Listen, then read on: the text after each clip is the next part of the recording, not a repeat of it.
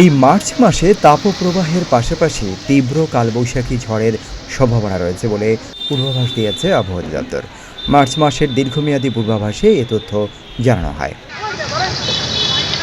পূর্বাভাসে আরও বলা হয়েছে, চলতি মাসে দেশে স্বাভাবিকের তুলনায় কম বৃষ্টিপাত হতে পারে, তবে বঙ্গোপসাগরে ঘূর্ণিঝড় বা নিম্নচাপ সৃষ্টি হওয়ার সম্ভাবনা নেই।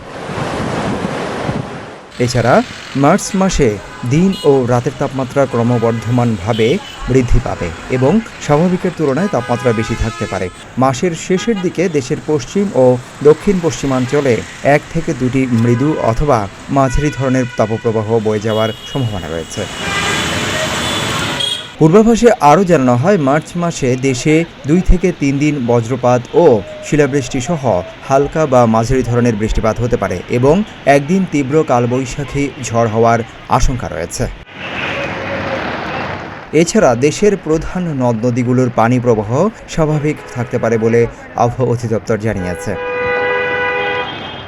এই পূর্বাভাসে জনসাধারণকে তাপপ্রবাহ এবং কালবৈশাখী ঝড়ের কারণে সতর্ক থাকার পরামর্শ দেওয়া হয়েছে।